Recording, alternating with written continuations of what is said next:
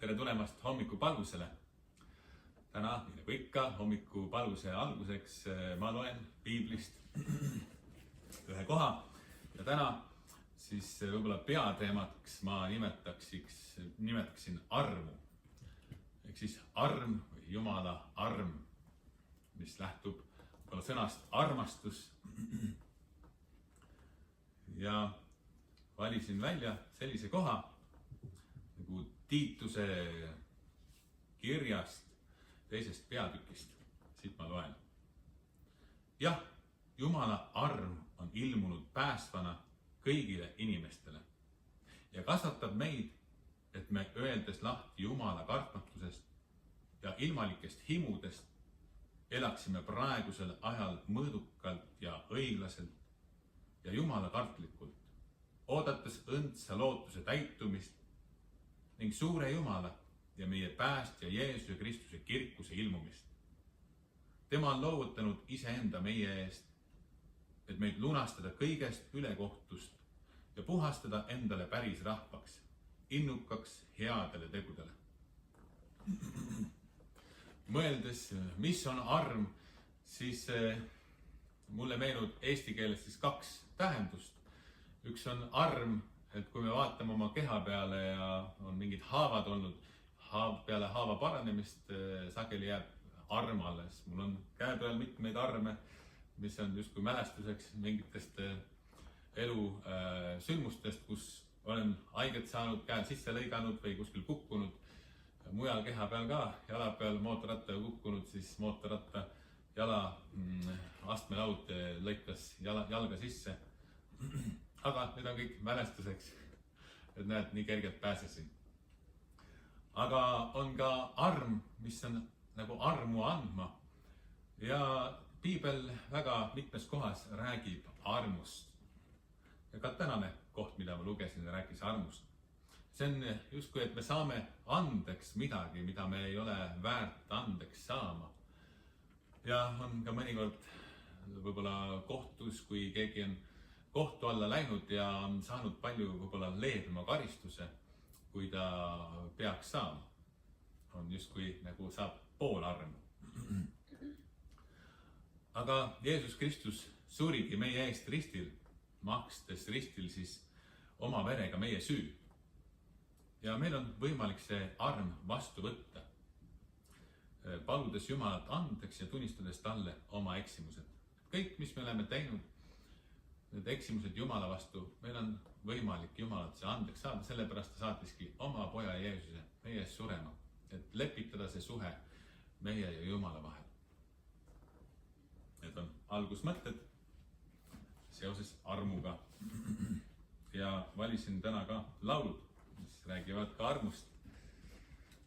Laul, oh kui helde on Jeesus.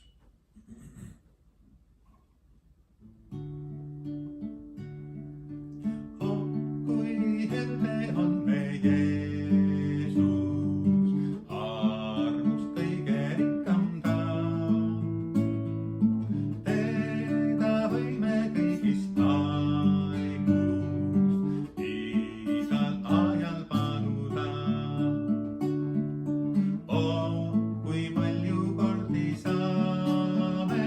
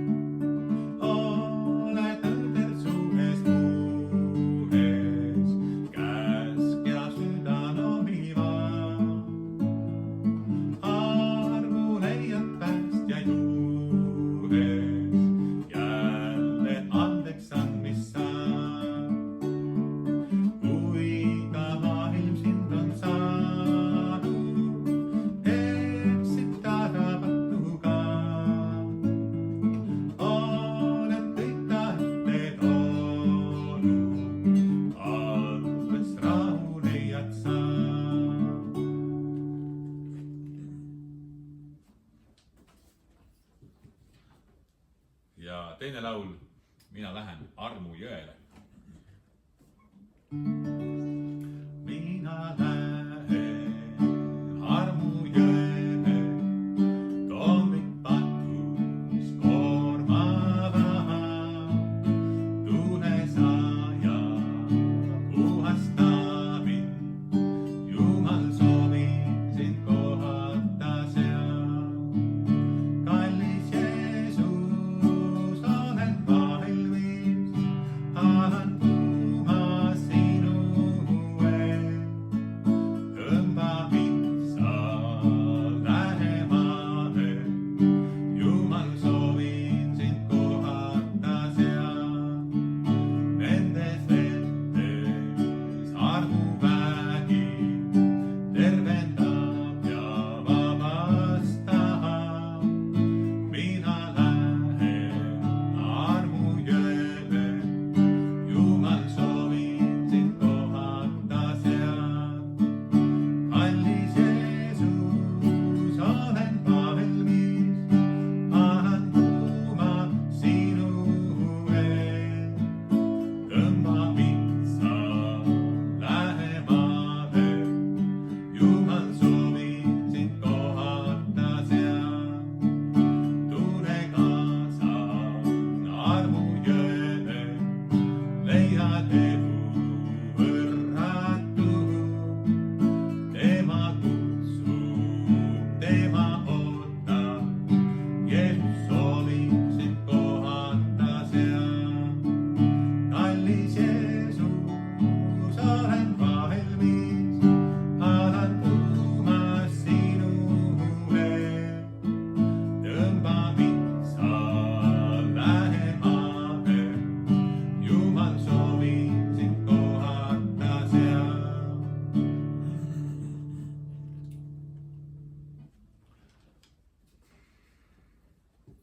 Läheme siit edasi sõnumi juurde. Ja armsad kaasteelised, täna hommikul tahan rääkida loost, mis meenutab meile, et ükski inimene ei ole lootusetu.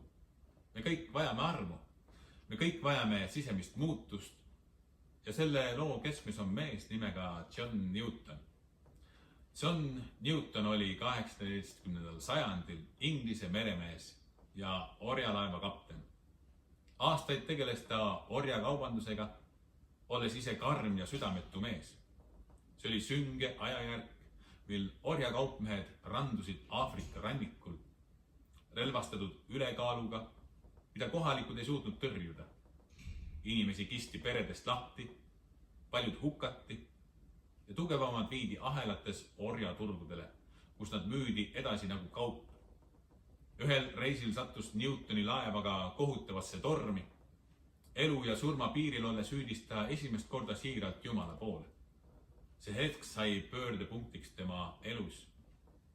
Newton jäi imekombel ellu.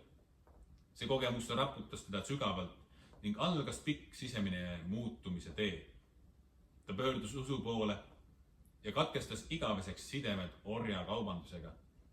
Hiljem sai temast anglikaani vaimulik ning aktiivne orjuse vastane eestkõneleja. John Newton on tänapäeval tuntud eelkõige liigutava laulu Amazing Grace autorina.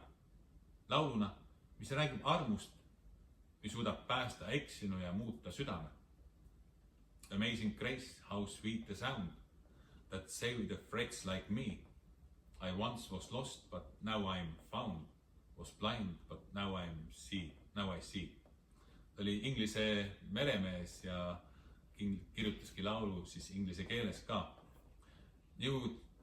John Newtoni elu meenutab, et isegi sügavalt eksinud inimene võib muutuda.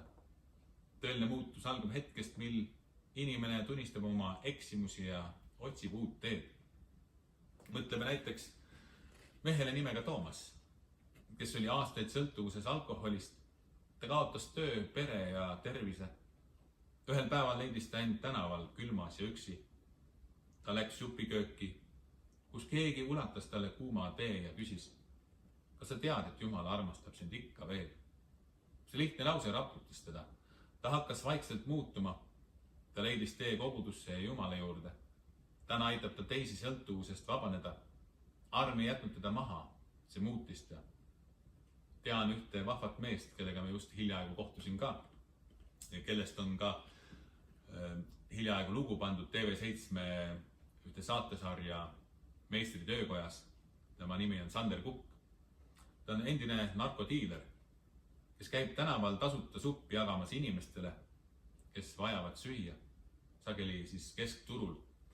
Ja seal temagi annab inimestele sõnumi edasi, et Jumal armastab neid ja püüab neid elu hammasrataste vahelt välja tõmmata.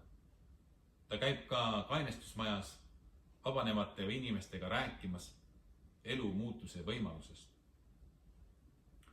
On üks lugu vanglast. Noor mees nimega Rainer kasvas üles vägivaldses keskkonnas. Nooruses sattus ta kuritegelikku seltskonda ja lõpuks vanglasse. Seal kivise südame ja viha sees kutsus teda üks kaplan piiblitundi. Alguses ta naeris, aga tagasi kambrisse minnes avas ta piibli, juhuslikult kadunud poja loo. Tundis end seal ära, see oli tema lugu. Aastate jooksul hakkas Jumala arm teda murdma. Tänaseks on ta vabastatud ja teenib vabatahtlikuna noortega, kes on kuristiku äärel. Rist, mis rippus vangla seinal, sai talle märgiks, et temal on uus võimalus. Ka Uues Testamendis, piiblis on mitmeid lugusid.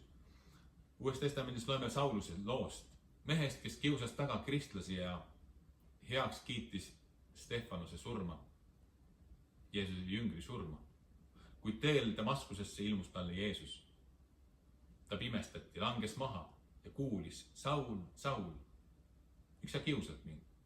See hetk muutis kogu tema elu. Saul sai Pauluseks, apostliks, kes kuulutas rõõmusõnumit kõikjal. See on armu jõud. Jeesus rääkis loo kadunud pojast noormehest, kes nõudis oma pärandit ja raiskas selle laia ilma peal maha. Ta jõudis põhja, näljas, räbaldunud seakarjas. Aga siis ta pöördus tagasi koju. Ja isa jooksis talle vastu, embas teda ja korraldas peo. Jumal ei oota, et me saame esmalt korda. Ta ootab, et me tuleksime tema juurde. Armu on alati rohkem kui pattu. Jeesuse kõrval, tema ristisurmal, rippus ristil mees, kes oli elu jooksul valesti käitunud. Aga seal elu lõpus ütles ta Jeesusele: Jeesus, mõtle minu peale, kui sa lähed oma riiki. Jeesus vastas: tõesti, ma ütlen sulle, täna oled sa minuga paradiisis. Arm ei mõõda meie minevikku, vaid meie pöördumist. John Newtoni elu, Toomase sõltuvus ja Raineri vanglaelu, kõik need lood kinnitavad, Jumala arm võib jõuda kõige kaugemalegi oleva inimeseni. Isegi kui sa oled pime. I once was blind, but now I see.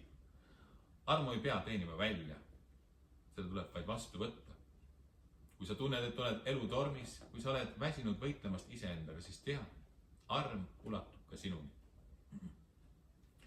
Ja kui sa tunned, et tahaksid ka Jumalaga sellest armust osa saada ja Jeesus Kristust oma ellu vastu võtta, siis ma julgustan sind kaasa paluma ühte palvet, mille ma olen siia piiblisse endale kirja pannud. Ja palume ühiselt.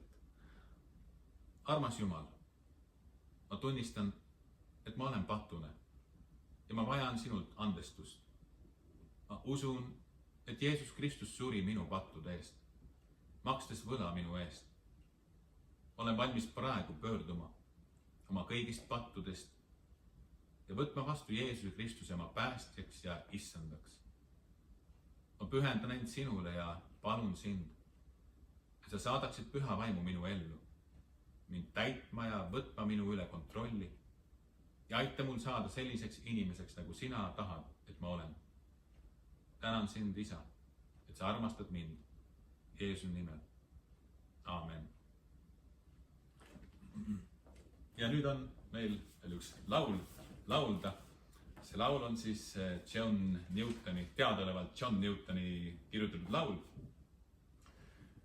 Siis O arm võrratu või Amazing Grace inglise keeles on me laulame eesti keeles. Su armu issand imetlen, mu vaese päästsid sa. Kord olin pime kadunud, nüüd näen ja leitud ma. Sind kandma arm mind õpetas, arm lepitas mind ka. Kui suureks kalliks siis sai arm, kui suutsin uskuda.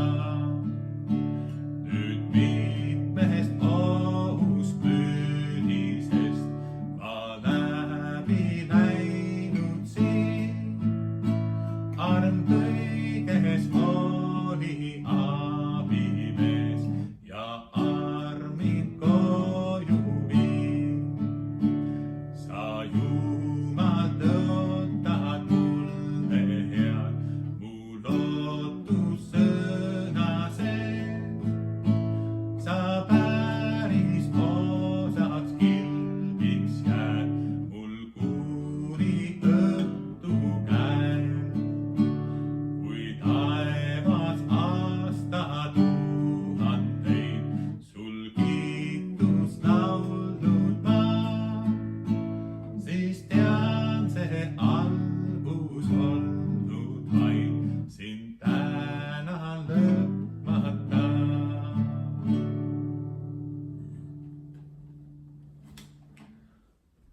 Selline tore laul John Newtoni poolt kirjutatud, mida veel siin siis 200 aastat hiljem lauldakse.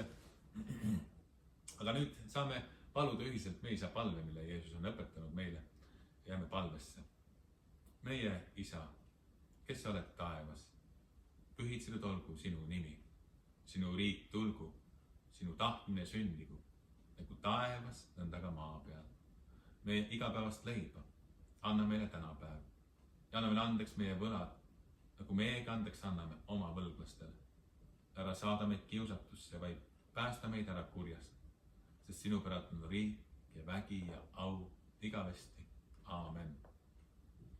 Tänane teema on arm, siis meie saame ka mõnikord armu anda või nagu arm mingil määral võrdub ka nagu andeks andmisele. Et mul endal elus on tulnud ette mõnikord niimoodi, et inimene on mulle võlgu, aga on jätnud maksmata või see on tugevalt viibinud ja on aru saada olnud, et inimene ei jõua või ei saa või ei taha maksta. Siis ma olen otsustanud inimesele andeks anda ja olen siis talle kirjutanud, või ma ei tea, kas öelnud, enamasti kirjutanud, et sa oled, et ma ei oota sinult enam seda võlga, sa oled sellest võlast vaba, ma annan sulle selle võla andeks, midagi sellist. Ja ükskord ma pean ka sellist majutusasutust, Karske maja, ja seal on ööbinud mul erinevad inimesed, ükskord üks firma majutas seal oma töömehi ja siis ma saatsin talle arve ja ta arvet ei maksnud sobivalt selle antud kuupäevaks. Ja siis ma kirjutasin talle meeldetuletuse, ta ei vastanud mulle kirjadele või see telefonikõnele ei vastanud. Ja siis ma veel korra kirjutasin talle, et on võlg üleval, arve maksmata. Ja siis ka ta ei vastanud. Ja siis ma mõtlesin, et ma annan siis talle andeks, kuna ma palun ka üsna igapäevaselt meie isa palvet, et anna meile andeks meie võlad, nagu meiegi andeks anname oma võlglastele. Et ma tahan, et Jumal annaks mulle andeks, siis ma annan ka teistele andeks, kus vähegi saan. Ja siis ma kirjutasin sellele inimesele, et see võlg on midagi sellist, et see võlg on tühistatud, et ma annan sulle andeks selle võla, et te ei ole enam kohustatud seda arvet maksma. Ja kas samal päeval või järgmisel päeval siis see arve oli kohe makstud. Aga muidugi alati ei ole ka arve makstud saadud või võlg ära makstud saadud, aga see oli niisugune vahva lugu, et selle andeks andmise peale siis inimene maksis ka kohe ära. Aga see vabastab ka mind ennast sellest ootusest ja sellest pingest ja sellest võib-olla pahameelest, kui ma annan andeks ja annan armu. Aga ma annan edasi nüüd Jumala õnnistuse. Issand, õnnistagu meid ja hoidku meid. Issand, lasku oma pale paista meie peale ja olgu meile armuline. Issand, tõstku oma pale meie üle, andku meile oma rahu. Jumala Isa, Poja ja Püha Vaimu nimel. Aamen.